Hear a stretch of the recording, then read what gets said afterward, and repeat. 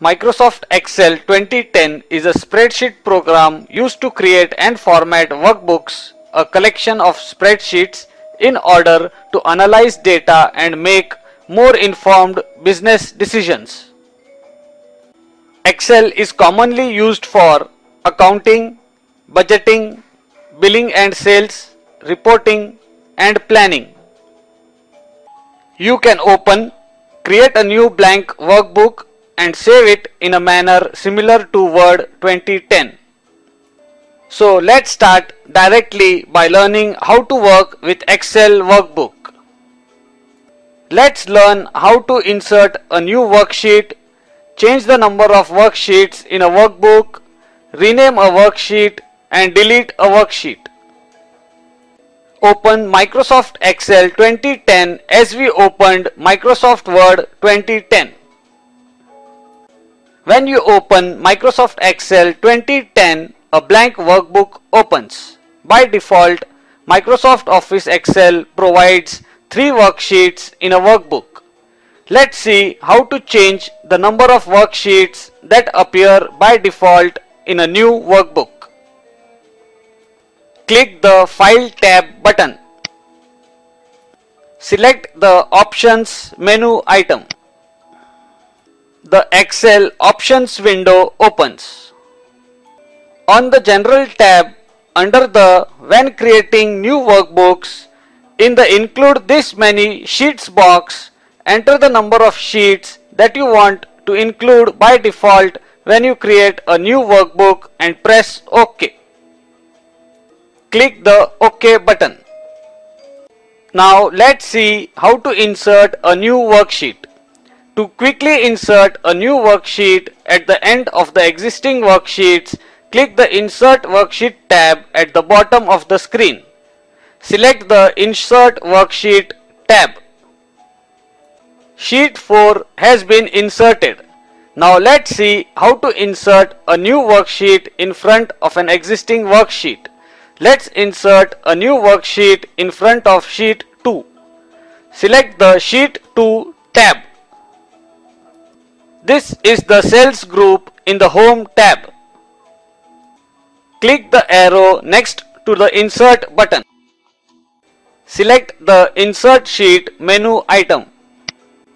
Sheet 5 has been inserted in front of Sheet 2. Let's see other method for inserting a new worksheet. Right click the Sheet 2 tab. Select the Insert menu item. The Insert window opens. Select the worksheet item. Click the OK button. A new worksheet has been inserted.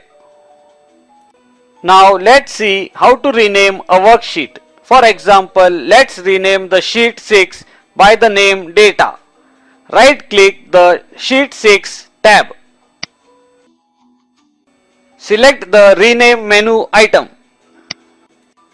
Type the name Data and press Enter or click anywhere on the worksheet. The name of the worksheet has been changed to Data. Now let's see how to delete a worksheet. For example, let's delete the Sheet 2. Select the Sheet 2 tab. Click on the arrow next to the Delete button. Select the Delete Sheet menu item. Click the Delete button. Sheet 2 has been deleted. Let's see other method for deleting a worksheet. Let's delete Sheet 4 for example. Right click the Sheet 4 tab. Select the Delete menu item. This way you can delete the worksheets. If you don't see the worksheet, click on the scrolling buttons to view the sheet. These are the scrolling buttons. Now let's learn how to enter data in a worksheet. Click the cell where you want to enter data. This cell is A1. It is determined by the name of the column and the number of the row. Type the data in the cell and then press Tab key to move to the next cell. We are now in the cell B1. You can also press Enter key to move to the next cell. We are now in the cell A2. To enter a series of data such as days, months or progressive numbers, type the starting value in a cell and then in the next cell type a value to establish a pattern. For example, let's type the series 1, 2, 3, 4, 5 and so on.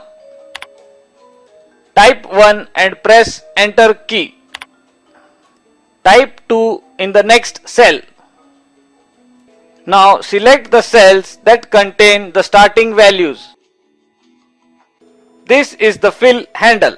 Drag the fill handle across the range that you want to fill. To fill in increasing order, drag down or to the right. To fill in decreasing order, drag up or to the left. Let's see how to wrap text. Make all content visible within a cell by displaying it on multiple lines in a cell. Let's wrap the text in the cell A8. Select the cell A8. This is the alignment group in the Home tab. Click the Wrap Text button. You can see that the text appears in the cell A8. Now let's see how to adjust column width and row height to automatically fit the contents of a cell. Select the column whose width has to be adjusted. Click the arrow next to the Format button in the Cells group. Select the Auto Fit Column Width menu item. You can see that the column width has been adjusted. Now let's see how to quickly auto fit all columns or rows in the worksheet. This is the Select All button. Click the Select All button. Double click any boundary between two columns or row headings. You can see that the columns and rows have been auto-fitted. Now let's learn how to format the data in the worksheet. Let's see how to apply cell borders. Select the cell or range of cells that you want to add a border to. This is the border button in the font group. You have to click the arrow next to borders and then select the border style that you want. Select borders. Select the border style you want. For example, let's select outside borders. Select the outside borders menu item. The outside borders has been applied. Select borders. Select the all borders menu item. The all borders has been applied. Try and use other border style.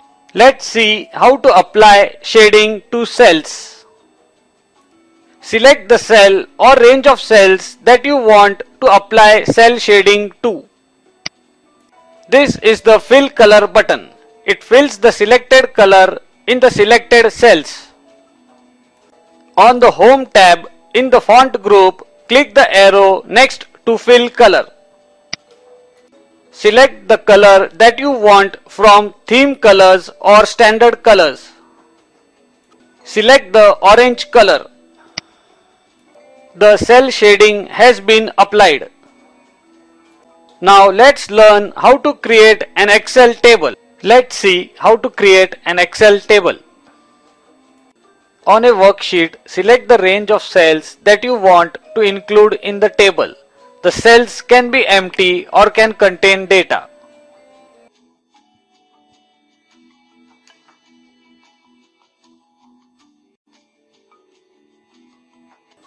Select Styles group on the Home tab.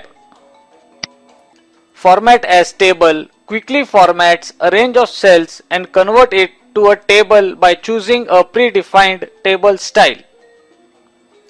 Select Format as table. Select the table style that you want. Select the table style Light 5 item. If the selected range contains data that you want to display as table headers, select the My Table Has Headers checkbox in the Format as Table dialog box. Click the OK button. This way you can create an Excel table as per your requirement. Let's see how to format numbers in the worksheet.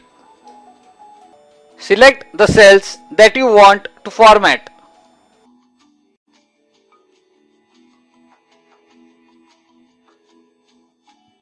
This is the number group. This is the dialog box launcher in the number group. Click the dialog box launcher. The Format Cells window opens. In the category list, click the format that you want to use and then adjust settings. For example, let's use currency format. Select the currency item. You can show more or less decimal places.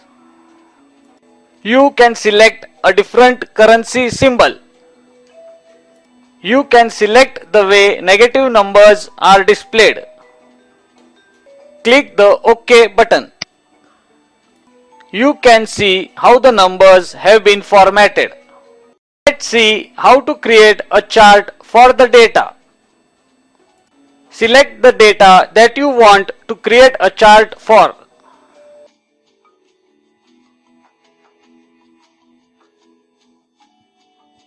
Select the Insert tab. This is the Charts group.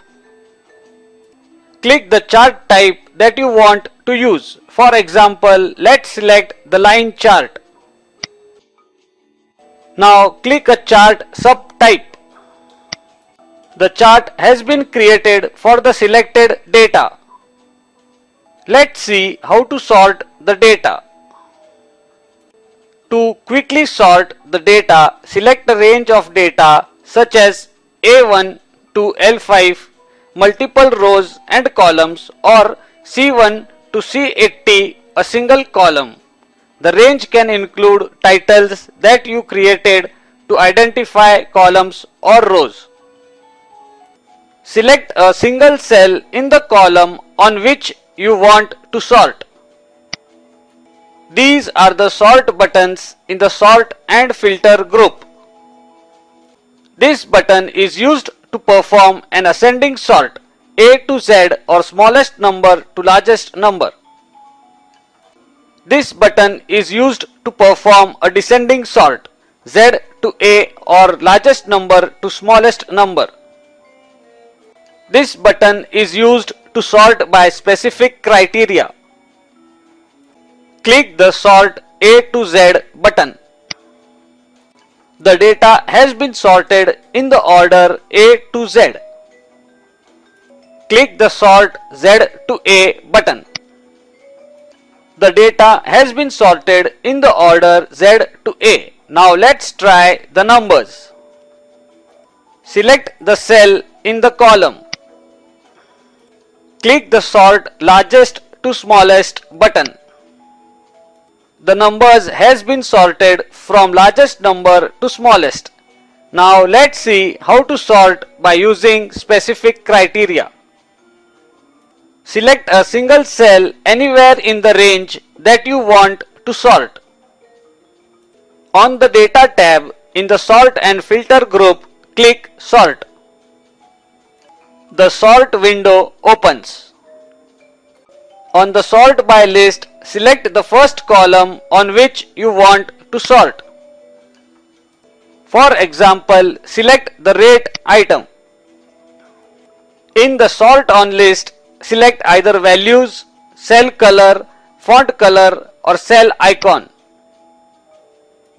For example, select the values item.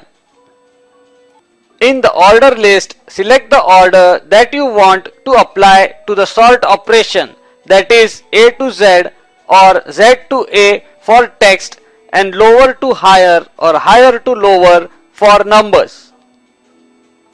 For example, select the smallest to largest item. Click the OK button. You can see that the rate column has been sorted. This way you can sort your. Let's see how to filter the data. Select the data that you want to filter. Select the data tab. On the data tab, this is the sort and filter group. Click the filter button. Click the arrow in the column header to display a list in which you can make filter choices. To select by values in the list, clear the Select All checkbox. Clear the Select All checkbox. This removes the check marks from all the checkboxes. Now select only the values you want to see. For example, let's select 925. Select the 925 checkbox. Click the OK button. You can see the result. Only the data having 925 is displayed. Let's see how to create a formula. Select a cell where you want to create a formula. Type an equal sign to start the formula. Type a combination of numbers and operators, for example 3 plus 7, and then press enter when you finish typing to complete the formula. You can see the answer. Let's see how to create a formula by using the mouse to select other cells. Select the cell where you want to create a formula. Type an equal sign to start the formula. Using the mouse, select the other cell, for example, select C2. Insert an operator, for example, type a plus sign. Using the mouse, select the other cell, for example, select C3. Insert an operator, for example, type a plus sign. Using the mouse, select the other cell, for example, select C4. Press enter key when the formula is complete. You can see that the total of the cells C2 plus C3 plus C4 has been created and the answer has been displayed. Here you can see that we have length in yards, but the length in inches is not available. Let's create a formula to convert yards to inches. Select the cell for which formula is to be created. After you type an equal sign to start the formula, type a letter to choose from a list of worksheet functions. For example, typing C displays all available functions that start with the letter C. Select the function you need. Here we will need the convert function. Double click the convert item. Select cell B2 to convert 10 yards to inches. Insert comma after the selection to open the next option. Double click the yard item. Insert comma after the selection to open the next option. Double click the inch item. Close the bracket and press enter key. You can see that the value has been converted from yards to inches.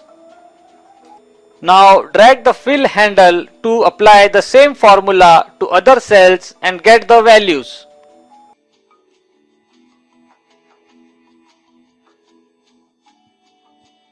Now let's see the complete list of functions available with Microsoft Excel 2010 which can be used. You will need to study the available functions and use them as per your requirements. Select the Formulas tab. Click the Insert Function button. The Insert Function window opens. Click on the arrow in the or select a category box. Select the All item. You can see the details about the selected function in the window.